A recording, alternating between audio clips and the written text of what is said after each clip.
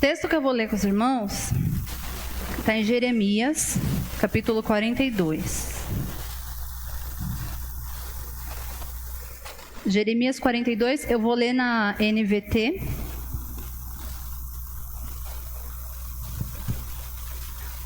Vou pedir para os irmãos manterem aberto. Primeiro, antes da gente chegar nesse texto, eu vou fazer uma recapitulada aqui do contexto, o que estava acontecendo nessa época, para chegar nesse momento.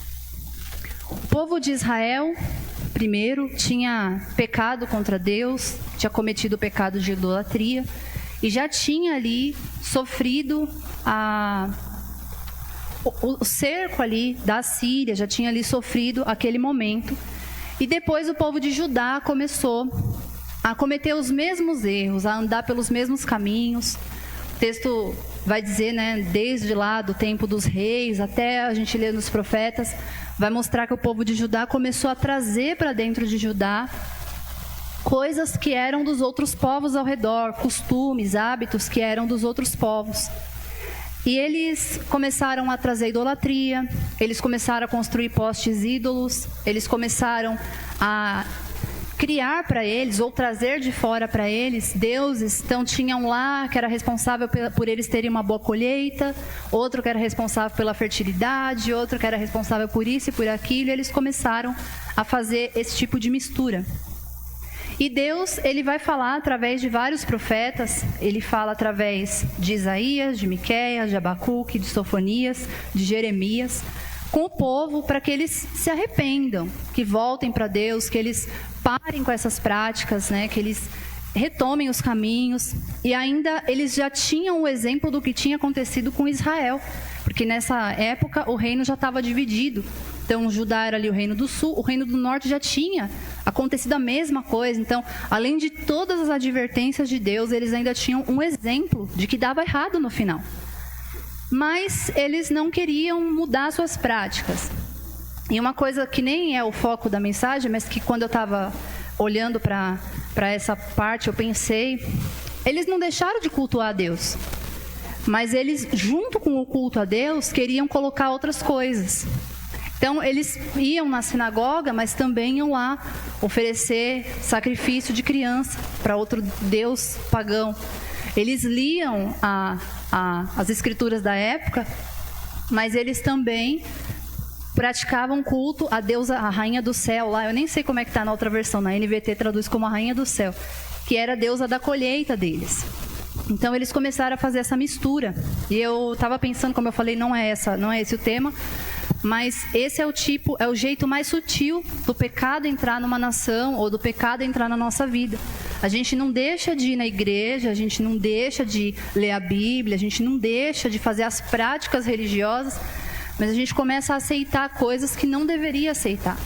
Então, todas as festas que o mundo impõe, a gente acha que são normais, todas as ideias que o mundo impõe, a gente acha que são normais. E aí a gente não abandona de vez os nossos costumes religiosos, mas a gente começa a querer fazer essa mistura, e Deus, ele não aceita mistura. Deus, ele deseja exclusividade. Quando ele vai se referir a Israel, e depois isso chega até nós, fala que é propriedade exclusiva de Deus. Então, ele queria que o povo, tanto de Israel quanto de Judá, quanto nós hoje, fôssemos povo exclusivo dele, sem essa mistura. Então, fechando esse parênteses, então, o povo de Judá foi por esse caminho, foi advertido inúmeras vezes, e todas as vezes que Deus advertia, ele chamava o povo ao arrependimento. Porque Deus, quando ele avisava através dos profetas, a vontade não era só que eles soubessem que iam ser castigados, era que eles mudassem de comportamento, era que eles se arrependessem, era que eles caíssem a ficha, né? Falassem, nossa, é verdade, vamos consertar isso aqui. Como aconteceu com alguns reis. Alguns reis, quando foram confrontados, eles se arrependeram, e o próprio Deus falou, olha, porque você se humilhou diante de mim, então isso não vai acontecer com você, eu vou deixar para a próxima geração. Mas por quê? Porque só o rei tinha se arrependido, o povo continuava. Então o povo inteiro precisaria se arrepender e mudar suas práticas, e isso foi falado muitas e muitas e muitas vezes. Só que chegou um momento onde o tempo acabou, porque Deus, ele é longânimo, mas ele é justo. Então, chegou um momento ali onde o tempo que Deus estava dando para o povo acabou. E começou a acontecer o que tinha sido profetizado. Jeremias, ele foi um profeta que ele profetizou sobre o que ia acontecer e ele viu acontecer, porque os outros, eles vieram antes. O Isaías, o Miqueias, o Abacuque ainda, no comecinho ele ainda viu, Sofonias, eles vieram antes. Então eles profetizaram para um tempo futuro, mas o Jeremias, ele começou a profetizar e daqui a pouco estava acontecendo. E ele falou muitas e muitas vezes com o povo. E a reação do povo era, em vez de olhar para si e reconhecer os erros, era ficar com raiva de Jeremias. Então jogaram ele no poço, prenderam ele, maltrataram, chamaram de mentiroso, chamaram de falso profeta. Mas no fim começou a acontecer o que ele estava falando. E aí Nabucodonosor vem, cerca a cidade primeiro, que era uma estratégia bastante usada na época. E quando começa a aumentar muito a fome ali, o povo se rende, porque ou se rende ou morre de fome, e ele começa a levar o povo para a Babilônia, para o cativeiro babilônico. Só que não é todo o povo que vai. Tem um povo que fica, um restinho, um punhado de gente que fica lá, um remanescente que fica em Judá. E esse remanescente agora vai fazer um pedido para Jeremias. O Jeremias que eles desprezaram, o Jeremias que eles desacreditaram, agora que eles viram que era verdade, eles vêm fazer um pedido. E aí que a gente começa a leitura, Jeremias 42, a gente vai ler do 1 até o 6.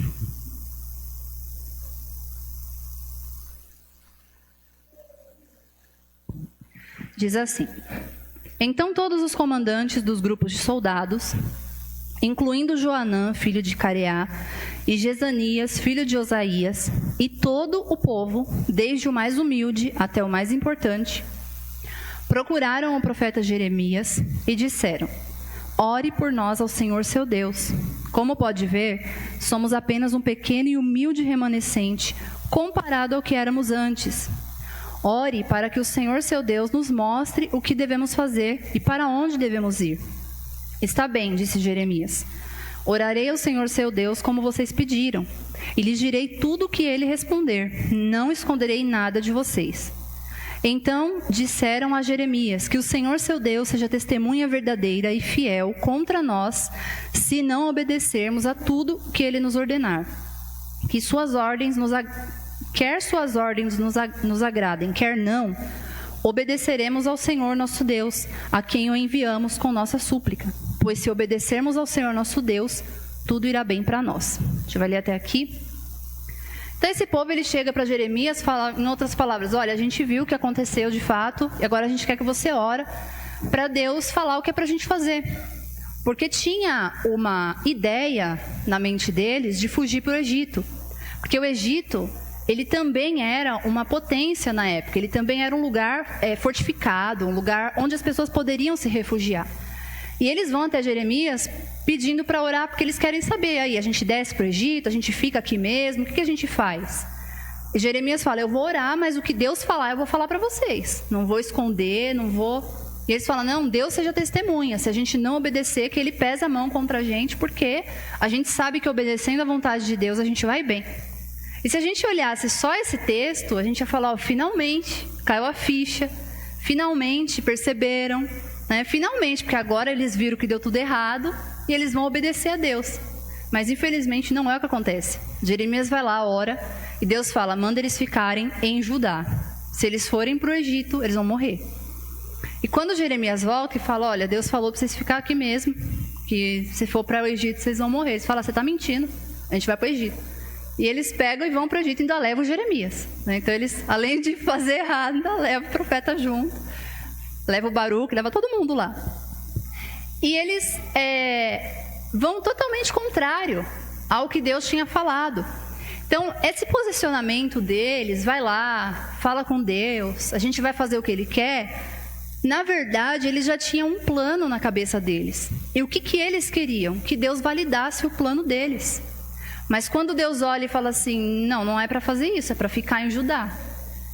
E é engraçado porque assim, eles não falam para Jeremias o que eles querem, eles só falam assim, vê o que é para fazer. E Deus fala assim, fala para eles não ir para o Egito, porque Deus já sabia qual que era o pensamento que eles estavam na mente. E quando eles desobedecem, eles vão, de fato, acontece o que Deus falou, não tem um final bom. Mas, quando a gente lê o texto, a primeira vez que eu li o texto da história de Israel inteira, como que as coisas aconteceram, eu era adolescente. E eu fiquei muito revoltada. Falei, como é que pode, gente? O povo fazendo tudo errado. Deus vai lá, chama o arrependimento, trata com misericórdia. Eles ficam assim, um tempinho até indo bem, daqui a pouco faz de novo. E eu lembro que naquela época, Deus ministrou no meu coração que a gente faz as mesmas coisas hoje. A gente também, né? Até Paulo vai dizer aos Coríntios que essas coisas do povo de Israel, da história do povo de Israel, elas foram escritas para nossa advertência. Então, o que eles viveram de forma real, literal, a gente vive na nossa caminhada espiritual. Talvez a nossa dúvida não seja em qual cidade a gente tem que ficar. Talvez sim, mas talvez não. Mas a ideia aqui era onde o Senhor quer que eu esteja. A ideia da pergunta do povo era onde que Deus quer que eu esteja? Qual que é a vontade de Deus? Mas independente de saber a vontade ou não, eles acabaram fazendo o que já era o plano deles, porque a ideia deles era que Deus validasse o plano deles. Quando Deus não fez isso, eles resolvem escolher o caminho deles. E a gente, se não tomar cuidado, às vezes os nossos pedidos diante de Deus, eles são assim. A gente já criou um plano, já colocou num papel e a gente só falta, Senhor, abençoa isso aqui que eu planejei. Né? E pode ser que seja algo alinhado à vontade de Deus? Pode ser. Principalmente quando a gente está com bastante comunhão com o Espírito Santo. Eu comentei isso aqui em um outro momento, que essa palavra comunhão é alinhar os pensamentos, alinhar os sentimentos. Então, muitas vezes, tem desejos que nascem no nosso coração que, de fato, eles vieram de Deus. A gente está num contato tão próximo com Deus que acaba desejando algo que a gente pensa que é nosso desejo, mas não é. É de Deus e já está no nosso coração. E aí, quando a gente ora em cima daquilo, Deus confirma, Deus dá estratégia, Deus levanta pessoas para nos ajudar. Mas também pode ter momentos que a gente que criou o plano. É um plano totalmente nosso. Deus nunca falou nada daquilo.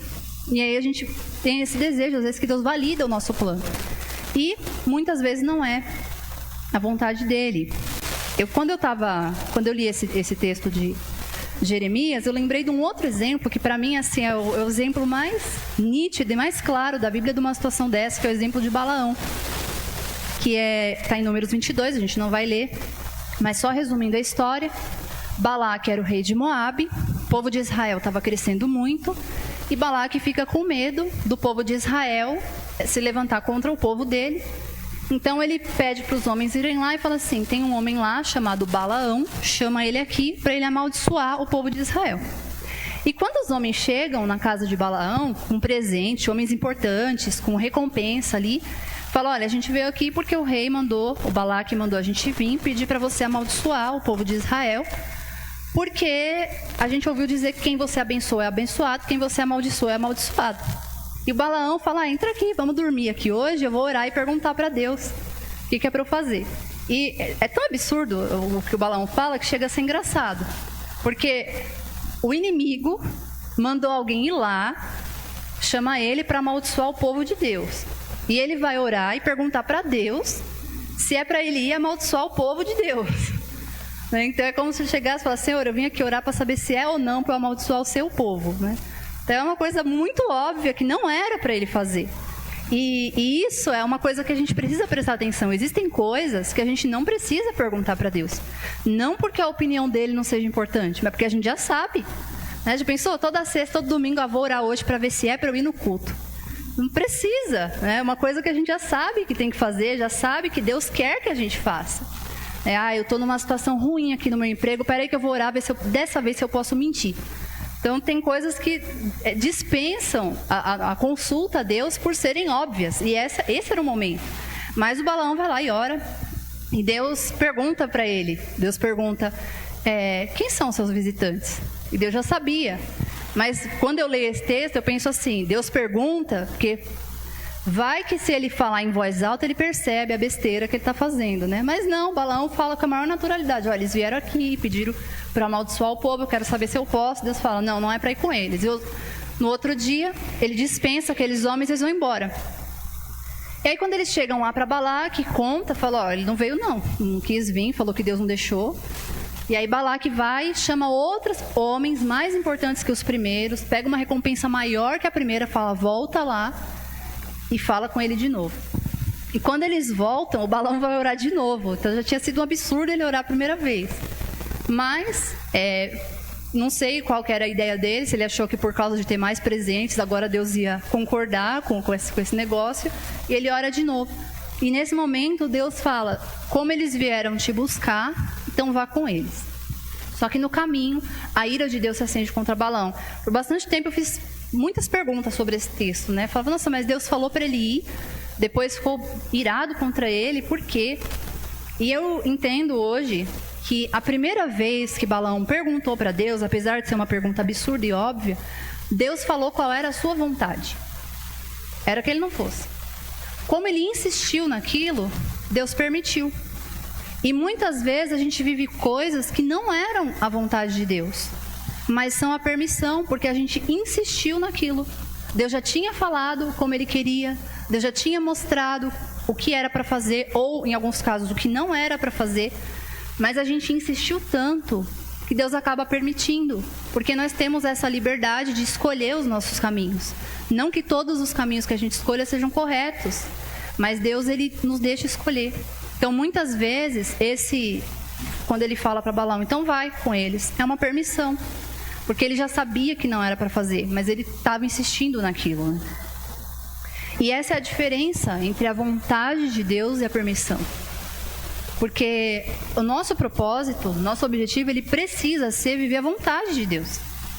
O Salmo 139, o salmista vai dizer, acho que é versículo 16, o salmista vai dizer que todos os meus dias estavam escritos no teu livro antes que qualquer um deles existisse. Eu entendo esse texto que Deus, ele tem um plano traçado para cada um de nós. Só que eu não estou inevitavelmente... não tem como eu inevitavelmente viver esse plano. Independente do que eu fizer, do que eu escolher, eu vou viver porque Deus escreveu. Eu não creio assim. Eu creio que existe um plano, existe um projeto, existe um roteiro, mas cabe a mim andar por ele ou não. Cabe a cada um de nós andar por esse roteiro ou fazer os nossos próprios, né? Deus, ele não vai obrigar nenhum de nós, mas a gente pode buscar. E uma coisa interessante é que quando geralmente as pessoas, os atores, as atrizes, eles vão fazer uma série, um filme, eles recebem, se for um filme, eles recebem o roteiro. Mas se for uma novela, uma série, uma coisa longa, eles vão recebendo parte do roteiro. Então, para o episódio agora, é essa fala, você vai decorar e essa cena. Porque não tem como eles receberem a série inteira escrita, até porque muitas vezes ela nem foi toda escrita, ela vai sendo escrita aos poucos. E ele precisa fazer aquele pedaço. E com a nossa vida é mais ou menos assim. Deus, ele vai revelando a vontade dele pra gente aos poucos. Até porque, se a gente conhecesse tudo, a gente nem mais querer saber de orar, de ler a palavra, porque já ia saber tudo que é para fazer, já não preciso mais querer conhecer a Deus, querer conhecer a vontade. A gente ia se achar, não que a gente fosse, mas a gente ia se achar autossuficiente. Então a gente acaba recebendo de Deus, pouco a pouco, qual é a vontade dele, né?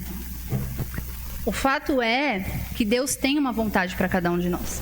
E era todo esse começo, esse contexto, essa história do povo e tudo mais. É porque o que eu mais refleti acerca desse texto é que Deus, ele sempre tem uma vontade para a gente. Só que a gente, às vezes, não busca essa vontade. Às vezes a gente escolhe os nossos próprios caminhos, os nossos próprios planos, e de alguma forma a gente quer que Deus se encaixe nos nossos planos, quando deveria ser ao contrário. A gente deveria se encaixar nos planos de Deus. Existem planos que são para toda a humanidade. Por exemplo, a Bíblia vai dizer que Deus deseja que todos se arrependam. Deus deseja que todos sejam salvos e cheguem ao conhecimento da verdade. Então isso é para todos. Agora, existe também aquele desejo, aquela vontade de Deus personalizada. Alguns ele chama para alguma coisa, outros ele chama para outra. E ele tem aquele plano personalizado. Mas, e aí, voltando lá no texto de Jeremias, tem uma coisa que eu sempre observei para a nossa vida e que ela acontece nesse texto. Quando a gente tem dificuldade de entender o plano geral de Deus, então qual que é o plano geral? É aquele que já está escrito na palavra. São as coisas que a gente já sabe que tem que fazer, a gente já sabe que Deus deseja de nós. Quando a gente não conseguiu ainda se adequar, se alinhar ao plano geral, muito dificilmente a gente vai conseguir se alinhar ao plano personalizado de Deus pra gente. Então, esse povo, ele tinha tido muita dificuldade de entender qual era a vontade de Deus para a nação, que era largar a idolatria, que era parar de fazer mistura com Deus de fora e o Deus verdadeiro, que era voltar ao primeiro amor, à origem. Esse era o plano de Deus para a nação inteira. Mas eles tiveram dificuldade. E aí, quando eles buscam qual é a vontade de Deus para eles, especificamente, porque o resto do povo estava lá na Babilônia já. Então, era vontade só para eles. E Deus fala, eles têm muita dificuldade de seguir, porque eles não tinham conseguido ainda seguir a primeira vontade. Então, como que a gente conhece a vontade de Deus? Eu achei interessante a ministração da Keile, porque ela falou justamente esse pedaço, que a gente conhece através da palavra de Deus e através da comunhão com Ele, através da oração. E aí o primeiro louvor falou sobre isso, sobre conhecer a Deus e prosseguir em conhecer. Porque só conhecendo a Deus, a gente vai ser capaz de conhecer a sua vontade. Só sabendo quem Ele é e o seu caráter, a gente vai conseguir entender qual é a vontade dEle. Primeiro, a geral, que a gente também se encaixa, e depois a personalizada, aquela que é para cada um, que Deus ele tem um tratamento pessoal, né, com cada um de nós, tem um chamado pessoal para cada um. Tem um exemplo do pastor Luciano Subirá, e eu tento evitar falar exemplo do Luciano Subirá, mas é bem difícil, porque cada hora eu vejo um novo. Esse não é tão novo, mas esse na verdade é do Israel Subirá, do filho dele, que ele tinha que fazer uma escolha. E ele chegou para o pai dele e falou: pai, eu escolho isso ou isso? E o pai dele falou assim: não, mas você tem que escolher. Qualquer uma dessas escolhas são certas. Qualquer uma dessas duas coisas que você escolher não vai ser pecado, não vai ser errado. É uma questão de opinião. Ele falou: não, pai, mas eu quero que você me ajude a escolher. E aí o Luciano Subirá contra, ele falou assim, eu querendo dar uma lição de maturidade para o meu filho, falei: não, mas você já é grande. Você tem que escolher sozinho. Ele falou: pai, mas eu quero escolher para mim o que o Senhor quiser. E aí ele falou que naquela hora Deus ministrou no coração dele, falou assim: esse era o tipo de relacionamento que eu gostaria. Mesmo a gente tendo a liberdade em alguns momentos de fazer as nossas escolhas, comunicar ao Senhor, perguntar para Ele: Senhor, porque tem coisas, como eu falei, que não precisa perguntar, porque a gente já sabe, mas tem coisas que de fato não são pecado.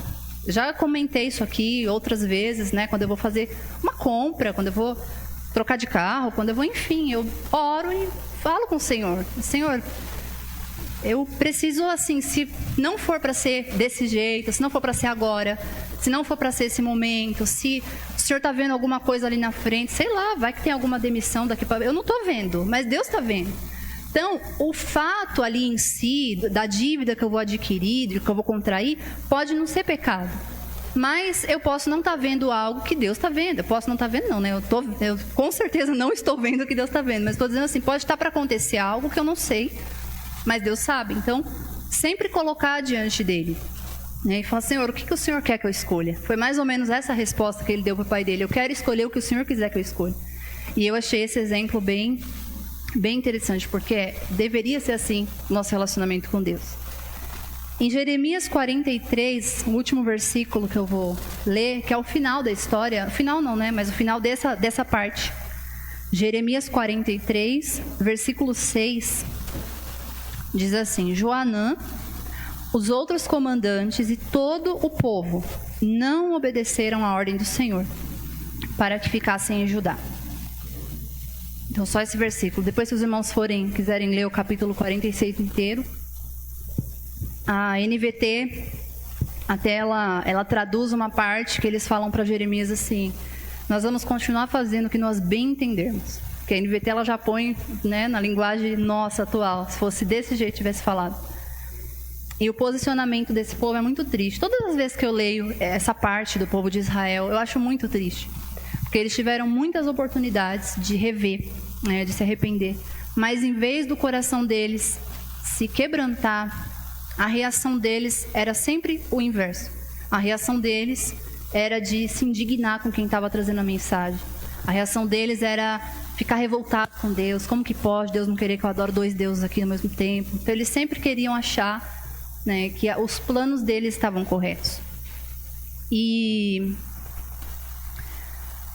a gente tem a oportunidade de conhecer. Nesse caso aqui, eles foram pedir para Jeremias orar, porque eles não tinham nem o contato direto de conseguir orar e ouvir o que Deus tinha para dizer. Eles precisavam ali do intermediário, profeta.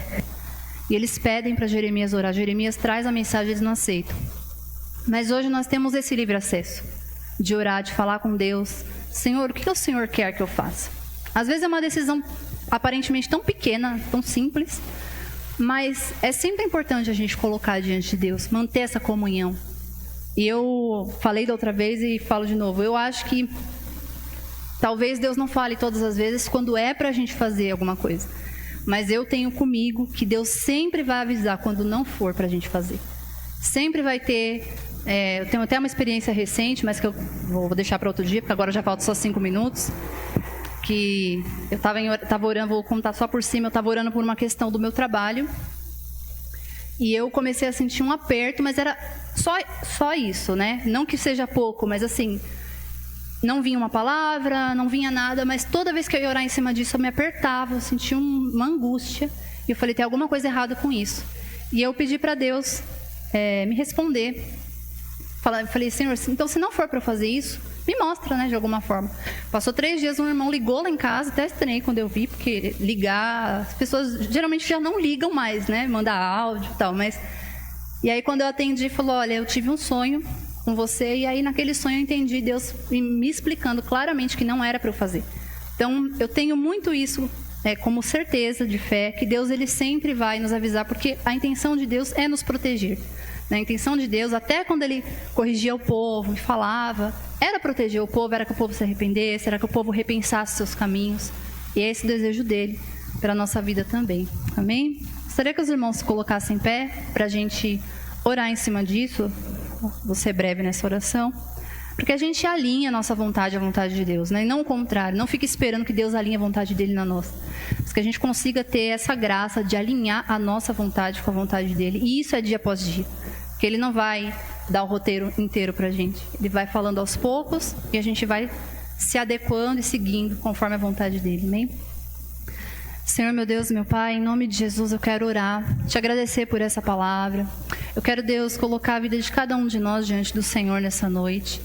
E pedir, Senhor, que o Senhor nos dê essa graça de ser sensíveis à Tua vontade, de consultar ao Senhor, meu Deus, conforme nós tivermos, meu Deus, o nosso dia a dia, a nossa rotina, que em todas as nossas ações, as nossas atitudes, a gente possa colocar diante do Senhor, procurar entender o Teu propósito, procurar entender o Teu plano, procurar conhecer ao Senhor através da Tua palavra, através do relacionamento contigo e alinhar os nossos objetivos aos Teus, Senhor.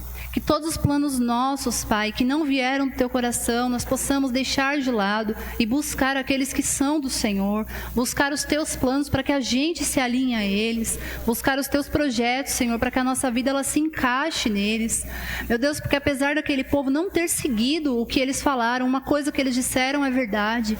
Quando nós andamos de acordo com a Tua vontade, tudo vai bem. Quando nós andamos de acordo com a Tua vontade, Deus, Tua palavra diz que a Tua vontade é boa, é perfeita, é agradável.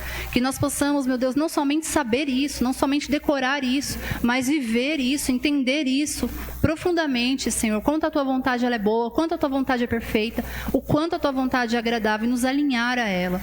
Em nome de Jesus, Senhor, nos capacita, nos permite viver isso, Senhor. Adequa o nosso coração, Senhor amado, ao Teu plano, ao Teu propósito, que nós possamos viver para a Tua glória todos os dias da nossa vida. Em nome de Jesus. Amém? Amém. Essa era a palavra que Deus ministrou no meu coração. Devolvo. Pastor Moisés.